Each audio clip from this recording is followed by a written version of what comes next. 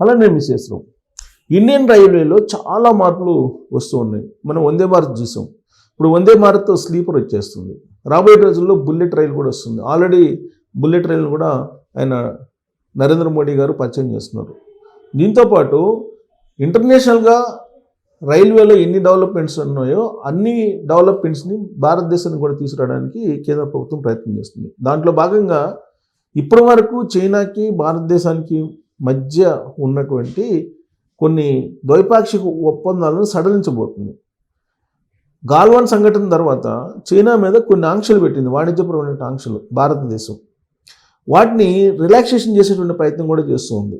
ప్రత్యేకించి రైల్వే ప్రాజెక్టులు వాటి విషయంలో రిలాక్సేషన్ చేసి ఇంటర్నేషనల్ బిడ్స్ని ఆహ్వానించేటువంటి ప్రయత్నం చేస్తుంది. దాంట్లో రైల్వే ప్రాజెక్టులో యాక్చువల్గా ఇంటర్నేషనల్ బిడ్స్ వేసే దాంట్లో చైనా కంపెనీ చాలా ప్రముఖంగా ఉంది. చైనా ఇప్పటికే బుల్లెట్ ట్రైన్స్లో చాలా వేగంగా ముందుకెళ్ళింది. అక్కడ ఉండేటువంటి టెక్నాలజీ చాలా హై అండ్ టెక్నాలజీ, స్పీడ్ విషయంలో కానీ రక్షణ విషయంలో కానీ వీటన్నిటిలో కూడా. ఇంటర్నేషనల్ బిడ్స్కి కనుక ఆహ్వానం తెలపకపోతే, ఆ చైనా కంపెనీలు రాకపోతే, ఆ బుల్లెట్ ట్రైన్స్ ఏ విధంగా అయితే చైనాలో గంటకి 1000 కిలోమీటర్లు అలా వెళ్తున్నాయో అంత రాదు మనకి. సో కాబట్టి ఇంటర్నేషనల్ బిడ్స్ని ఆహ్వానించాలి. ఇంటర్నేషనల్ బిడ్స్ని ఆహ్వానించాలంటే చైనా కంపెనీలు రావాల్సిందే. అవి రావాలంటే ప్రస్తుతం ఉన్నటువంటి ద్వైపాక్షిక ఒప్పందాలని రీవర్క్ చేయాలి, ప్లస్ రిలాక్సేషన్ చేయాలి. ఆ దేశం మీద ఉన్నటువంటి ఆంక్షలను రిలాక్సేషన్ చేయాలి. వాటిని ఈ బడ్జెట్ సమావేశాల్లోపు కేంద్ర ప్రభుత్వం సడలించేటువంటి అవకాశం ఉందని చెప్పి రీసెంట్గా వచ్చినటువంటి న్యూస్. ఇప్పటికే కొన్ని బుల్లెట్ ట్రైన్స్ని ప్రవేశపెడుతూ ఉన్నారు, కాకపోతే అవి అంత స్పీడ్గా లేవు. కానీ రాబోయేటువంటి రోజుల్లో బుల్లెట్ ట్రైన్స్ గంటకి కనీసం 500 కిలోమీటర్ల స్పీడ్ తోటి వెళ్ళేటువంటివి భారతదేశానికి రాబోతూ ఉన్నాయి. దానికి సంబంధించినటువంటి ట్రాక్స్ ఏర్పాటు చేయటం కానీ, దానికి సంబంధించిన సిగ్నల్ వ్యవస్థను కానీ, భద్రత విషయంలో కానీ టెక్నాలజీని ఉపయోగించేలాగా ప్రయత్నం చేస్తున్నారు. చైనా కంపెనీలు వస్తే అది సాధ్యమవుతుంది. అయితే ఈలోపుగా ప్రస్తుతం మనకు అందుబాటులో ఉన్నటువంటి టెక్నాలజీ తోటి దేశీయంగా రైల్వేలని కొంత అభివృద్ధి చేస్తూ ఉన్నారు. మీరు అబ్జర్వ్ చేస్తే కనుక కరోనా తర్వాత, కరోనాకు ముందు ఇండియన్ రైల్వే ఎలా ఉంది, ఆల్మోస్ట్ లేట్ని తగ్గించుకుంటూ వస్తున్నారు. ఇంతకుముందు ట్రైన్స్ గంటన్నర 2 గంటలు 3 గంటలు లేట్ అయినటువంటి సందర్భాలు కూడా అనేకం ఉండేవి. కానీ ఈ మధ్యకాలంలో మ్యాక్సిమం గంటన్నర, అంతకన్నా ఎక్కువ ఉండలేదు. ఇప్పుడు దాన్ని కూడా తగ్గించేశారు. రీసెంట్గా అనౌన్స్ చేసింది దక్షిణ మధ్య రైల్వే, అనౌన్స్ చేసింది ఇండియన్ రైల్వే కూడా అనౌన్స్ చేసింది.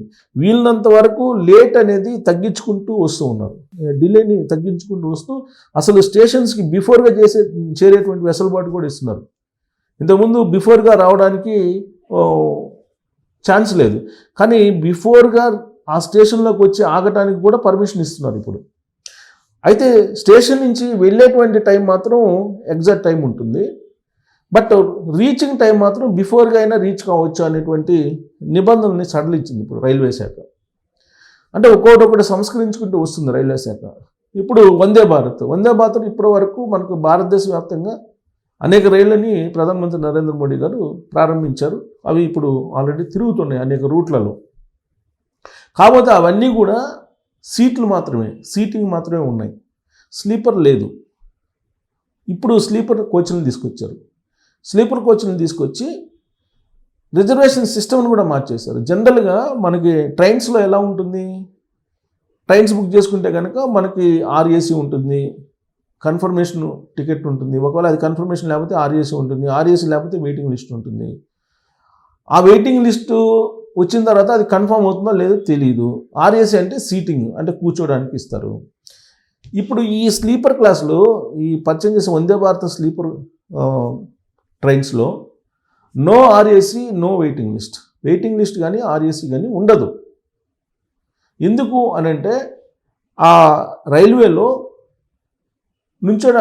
కూర్చోడానికి వెసులుబాటు, ఆ స్పీడ్కి కానీ, లేదంటే స్పీడ్ కూడా ఇప్పుడు సాధారణ ట్రైన్స్ కన్నా దీని స్పీడ్ ఎక్కువగా ఉంది. దాదాపు 150 దాకా, 140-150 దాకా వెళ్ళేదానికి ఇస్తున్నారు. ప్లస్ ఇప్పుడు ట్రైన్స్ వెయిటింగ్ లిస్ట్ అనేటప్పటికీ ఆ వెయిటింగ్ లిస్ట్లో కన్ఫర్మ్ అవుతుందో లేదో తెలియట్లా. ఇంతకుముందు 4 అవర్స్ ముందు వెయిటింగ్ లిస్ట్ ఇచ్చేవాళ్ళు, కానీ ఇప్పుడు దాన్ని మినిమం 8 అవర్స్ 12 అవర్స్ అలా ఇచ్చారు. కానీ అంటే ముందు ఒక ప్లాన్ చేసుకున్నాం, ఒకవేళ కన్ఫర్మ్ కాలేదనుకోండి ట్రైన్ టికెట్స్. అప్పుడు ఆల్టర్నేటివ్ ప్లాన్ చేసుకోవడానికి 8 అవర్స్ ముందుగా ఇప్పుడు చార్ట్ ప్రిపేర్ చేస్తున్నారు. ఇంతకుముందు 2 అవర్స్ ముందుగా చార్ట్ ప్రిపేర్ చేసేవారు, కొన్ని ట్రైన్స్కి 4 అవర్స్ ముందు చార్ట్ ప్రిపేర్ చేసేవాళ్ళు. ఇప్పుడు ఏం చేశారు, దాన్ని 8 అవర్స్కి అలాగే 12 అవర్స్కి చేశారు. 12 అవర్స్ బిఫోరు కొన్ని చార్ట్లు, 8 అవర్స్ బిఫోరు కొన్ని చార్ట్లని ప్రిపేర్ చేస్తున్నారు. సో వన్స్ చార్ట్ ప్రిపేర్ అయిన తర్వాత మీ టికెట్ కన్ఫర్మ్ అయిందా లేదా అనేది తెలిసిపోతుంది. సో కాబట్టి ఒక్కోటి మార్చుకుని వస్తున్నారు. రీసెంట్గా మీకు ఐఆర్సిటీసీ యాప్ని కూడా మార్చేశారు. ఐఆర్సిటీసీ యాప్లో మీరు కొంతమంది జ్వరబడి దాన్ని బ్లాక్ చేస్తున్నారు టికెట్స్ని. ఆ వెసులుబాట్లు కొన్ని కోట్ల మంది ఆ విధంగా చేస్తున్నారని చెప్పి ఇన్ఫర్మేషన్ అనుకున్నటువంటి ఇండియన్ రైల్వే ఇప్పుడు ఏం చేస్తుంది, ఆధార్ను లింక్ చేస్తుంది. ఆధార్ను లింక్ చేసి మీ యాప్ ఉంటేనే మీకు మీకు టికెట్ బుక్ చేసుకున్నటువంటి వెసులుబాటు ఉంది. ఇట్లా సంస్కరించుకుంటూ వస్తుంది రైల్వే. దాంట్లో భాగంగా ఇప్పుడు వందే భారత్ స్లీపర్ వచ్చేసింది. ఈ వందే భారత్ స్లీపర్లో ఉండేటువంటి వెసులుబాట్లు ఏంటి అని అంటే దానికి సంబంధించినటువంటి న్యూస్ చూద్దాం. వందే భారత్ స్లీపర్ ఇక్కడ చూడండి, Vande Bharat sleeper RAC waiting list ఉండదు, కన్ఫర్మేషన్ మాత్రమే ఉంటుంది. వన్స్ కన్ఫర్మ్ అయిన తర్వాత నో రిఫండబుల్. సో కాబట్టి మీరు ఒకసారి కనుక మీరు టికెట్ బుక్ చేస్తే ఇంకా అది ఖచ్చితంగా కన్ఫర్మ్ అయిపోతుంది, మీరు వెళ్ళాల్సిందే, నో ఆల్టర్నేటివ్.